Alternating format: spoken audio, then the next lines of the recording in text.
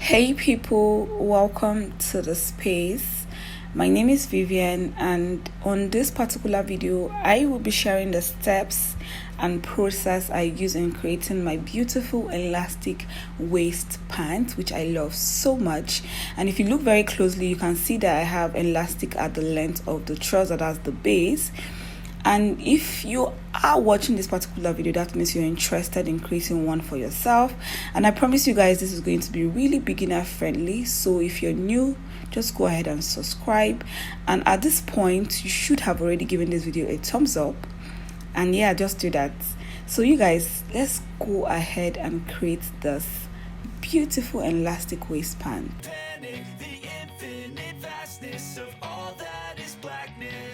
Now these are the measurements I used in creating the pants. I used my round waist, hip points, round hip, crotch points, round lap length, and round base. So make sure you have those measurements written somewhere. And now let's go ahead and start marking. Now the length of my pants is 45 inches. That's how long it's going to be from the waist to the length. Now the first thing I'm going to do is mark 2 inches down to indicate that that is my allowance for elastic. So at this point, it depends on the elastic you're working with. For me, I'm working with 1 inch elastic. That is why I'm leaving 2 inches as the allowance for my elastic. Now this line here automatically means that this is my waistline. I'll go ahead and place the tape on this line and mark my hip line. So my hip line or hip point is 10 inches from my waist, and as you can see, I am placing my tape from the line indicated down. That's the 2 inches line. I'm placing my tape there to mark 10 inches down for my hip point. So this is the hip point. Now what I'll do is I'll place my tape from my desired front waistline to my desired back waistline, and whatever number I get, I'll go ahead and divide the number by 2, and that is my crotch point. Now I went ahead to add 2 inches to my crotch. My crotch point is 11, but I'll be adding 2 inches to that, so the crotch point I'll be marking on my fabric is 13 inches. So still placing my tape from the waistline, and I'm marking 13 inches down for my crotch. I hope this chalk that I'm using to mark on my fabric is visible enough for you. So the next thing we're going to do is divide the round hip by 4. So I'll divide my round hip by 4. I'll mark that down on the hip line. So my round hip divided by 4 is 10.5. I'll mark that on my hip line. And I'll also be marking this on my waistline. But before then, I'll add 1 inch allowance to my hip line. So 1 inch allowance to my hip line. And now I'll move over to the waist and mark the same measurements I marked on my hip. I'll divide my round hip by 4, and I'll mark this on my waist line. And I'll also add 1 inch allowance.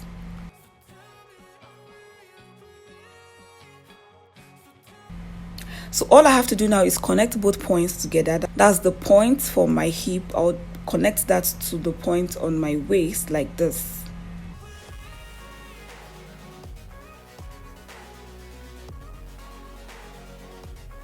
Now still on my waistline, I'll go ahead and mark 1 inch in for the shaping.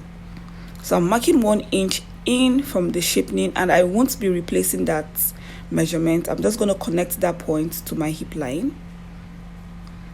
So I'll connect the 1 inch to my hip line, and this is what I have.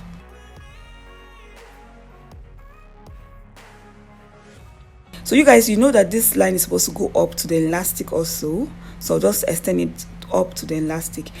Now to my crotch, what I'll do is divide my round lap by 2. My round lap is 27. Divided by 2 gives you 13.5. That is the exact number I'll be marking on my crotch line. That's my crotch point. I'll be marking 13.5. And always, I always add 2 inches allowance to my crotch. So I'll go ahead and extend this. I'll add 2 inches more to the crotch. So totally what I have on my crotch is 15.5. So what I will do now is I'll use my curve ruler to connect the hip to the crotch point with a curve.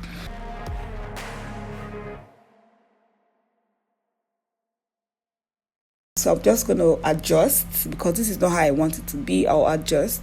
So just go ahead and make use of what you have. And I'll place the tape on the crotch to find out what I have. I already know I have 15.5, but to show you guys, you can see I have 15.5. I'll divide that particular number by 2 to get the middle point of my pants. And I got 7 1/2 and 1/4. So I'll mark that down on the crotch line. And now go down to the length of the trouser. I'll mark the middle point also, 7.5 and 1/4. So I also have the middle point on the length. I'll connect both points from the crotch to the length. I'll connect that with a straight line. And now I have the middle points of my pants. So what I need to do on the base of the trouser now is to divide my round base by 2 and mark half of what I get to the right and to the left from the middle point. So my round base, I got 24. That is how wide I want it to be at the base. Now divide 24 by 2, you get 12. So what I'm marking is 6 to the left and 6 to the right, and together they gives you 12. And when you join the front and the back, you get 24. So now I'll just connect the crotch to the base, the points I indicated on the base, the 6 inches. I'll connect the base to the crotch and also connect the hip to the base. Connect the hip line to the base, or you can start from the crotch line, whichever. From the crotch point, place your tape like this and connect. And now this is what I have. The next step for me to take is cut out my front piece. This piece we just drafted out right now on the fabric is the front piece.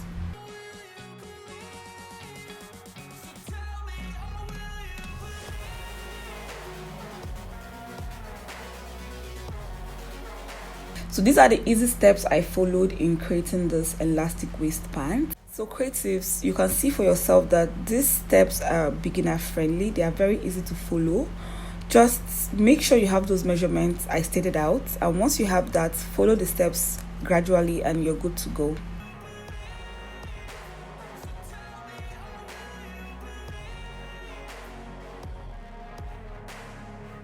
Now to get my back piece, I have a fabric here folded into 2, and the first thing I need to do is place my front piece on this fabric. And now I just have to extend all points by 1.5 inch. So I'm just going to extend the hip, the waist, the crotch by 1.5 inch, but I'll be starting off from the crotch. I'll extend that by 1.5. I'll make sure the crotch on the front piece and the back piece sit on the same line, and now go ahead and start extending the rest point by 1.5. And that is it for the back piece. Very simple. Once you have your front piece drafted out, getting your back piece or creating your back piece is actually really easy. The main work is in creating your front piece. And yeah, for the back piece, you just have to extend all points by 1.5 or 2, depending on how free you want your pants to be. And then that is it. You're good to go. Once I have all that done, the next thing for me to do is cut out my back piece. So I'm just going to trace out the line I've indicated. That's the 1.5 inch I extended all points. And I also cut out the side. And that is it. We'll go ahead and create the pockets, join our piece together, and we're done. So on the front waistline, I'll be dropping that by 1/2 inch. So I'll just rule 1/2 inch like this and blend it back to the side of the front, and then I'll cut this out. I'm just dropping the waistline by 1/2 inch, and that is it for this part.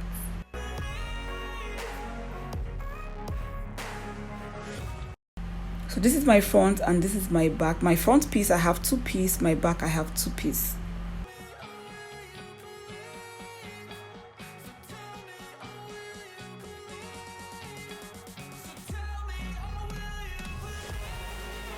Okay, you guys, creating this pocket is really easy. Now the length of the fabric I have here is 11 inches and the width is 8.5.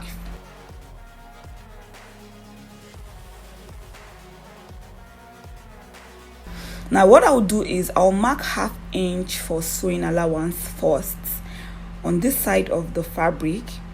So I have all open edges because there are 4 pieces of fabric sitting together, so they are all open edges. So I'm marking 1/2 inch for sewing allowance, and after the 1/2 inch I'll go ahead and create the curve for my pocket. But before then I need to mark 2 inches in on this side, so I'll mark 2 inches in. What I will say is just go ahead and create the pocket you want to see. As for me, this is what I wanted and this is what I created. I just want my pocket to look like a D.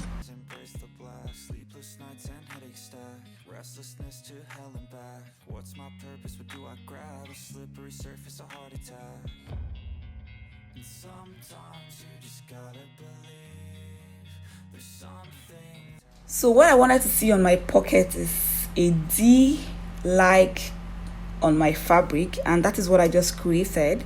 So once I was done creating the D like on my pocket, or D like on my pocket, that's the letter D for dog. That's what I wanted to create on my fabric. But yeah, this is what I have. And like I told you guys before, I have 4 pieces of fabric. So once I have my pocket created, it's time for me to attach this to each piece of my trouser.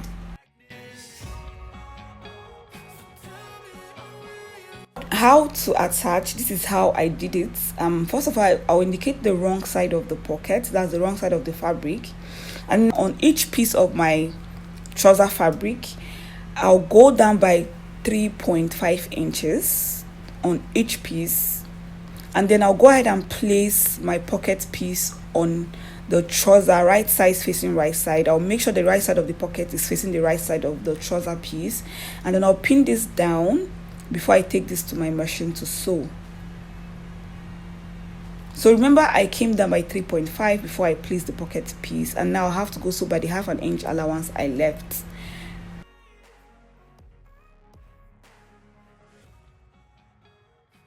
And this is what I have after I was done doing that process. This is how it looks, and I did this on each piece of the trouser. That's the front piece, the back piece. Each of them has a pocket fabric attached to it, and this is how this one looks. So I'll place the front piece on the back piece, making sure that I place this right side facing right side.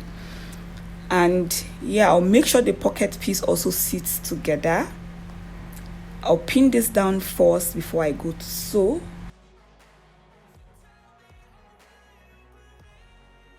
So I'm just going to pin this down, and now I'll go sew by 1/2 inch. And then when I get to the pocket, the starting point of the pocket, I'll come down by 1 inch before I sew in the pockets together, the pocket on the back piece and the front piece, and then I'll continue sewing at the base of the pocket from 2 inches down. So I have my pockets sewn together, and I also have the 1/2 inch sewn on the trouser, and this is what I have. I'll go ahead and flip this to the right side so you see how it looks. So remember, I placed the front piece on the back piece and I went to sew, and this is how it looks. This is my pocket. You can go ahead and top stitch on your pockets if you want it to stay in place, but like I always say in my videos, I don't like to see stitches on my pocket. I don't know why, maybe it's just me. So now I have the 2 legs of the piece together. I'll place them at the crotch and go sew. I'll join from the crotch, I'll join the 2 legs of the trousers.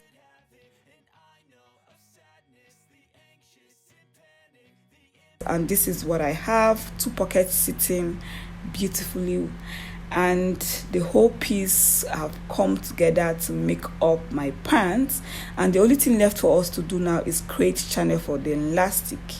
So I'll go ahead and fold this by 1/2 inch and then fold in by 1 inch. So I'm folding in twice, 1/2 inch first and then 1 inch for my elastic, and then I'll just go sew on this like this. And I'll also do the same thing at the length.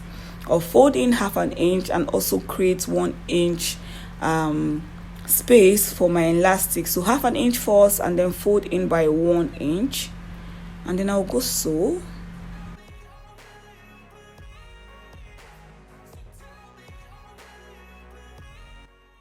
So this is what I have. I have 1 inch for my elastic created here, and I also have the same thing on my base.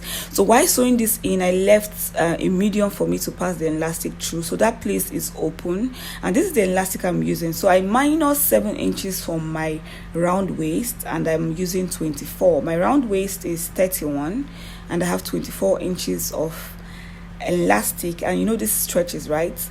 So I'll go ahead and use my safety pin and pass this through the channel I have created. And like I said, I have the opening here already. While sewing, I left the space so I can pass my elastic through.